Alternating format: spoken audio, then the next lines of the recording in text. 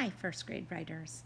Today I want to teach you something that will really help take your writing to the next level and make it very exciting for your readers when they read your work. Today I'm going to teach you about twin sentences. Now you know what twins are. That's two children that are born on the same day from the same mother at the same time. And they sometimes look like each other. But even if they don't look like each other, they're a lot alike. And twin sentences are the same way.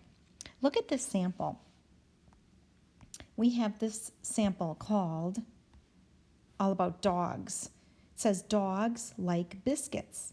And now that's one sentence. And this sentence is the twin sentence that goes with it. Let's read that. Biscuits are like cookies. So do you see how this sentence goes with this sentence? This sentence actually tells more about this sentence. And that's what a twin sentence is, boys and girls. Let's look at this sample. It says, first of all, put some toothpaste on your toothbrush. Are you ready for the twin sentence? You only need to put about the size of a pea. So the first sentence tells them about putting toothpaste on their brush, and the twin sentence tells them how much they need. So do you see how those sentences tell more about each other? That's what a twin sentence is. Let's look at some more examples. Here we have the opening sentence. Their introduction is, people love to walk their dogs. That's how they're hooking their reader. Now here's the first sentence. You must have a leash to walk a dog in the neighborhood. And here's the twin sentence.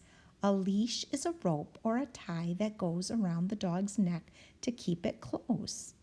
So did you see how at first they said the dog has to be on a leash, and then they told what a leash is? That's what a twin sentence is. Here's another example. Dinosaurs' teeth are different sizes.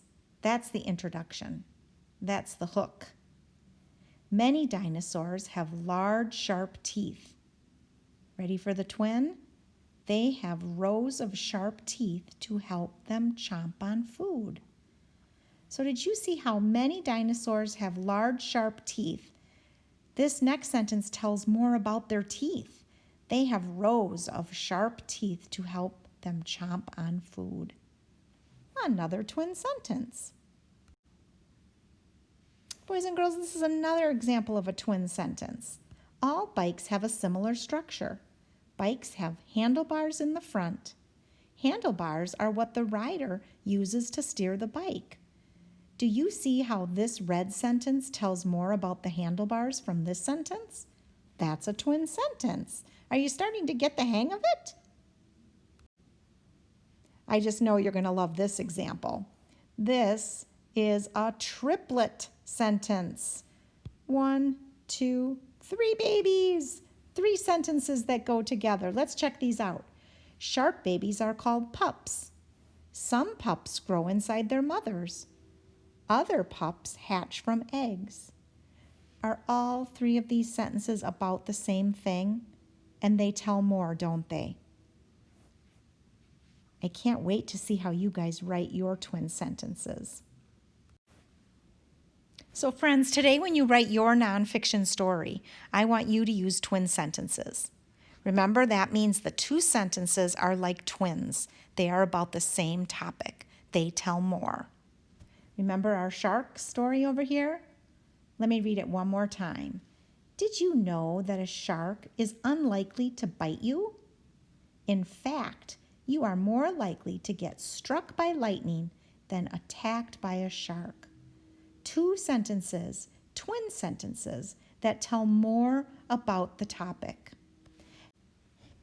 So now it's time for you to take out your nonfiction story, one that you started or one that you're starting today. And I want you to add twin sentences today. Happy writing, first graders.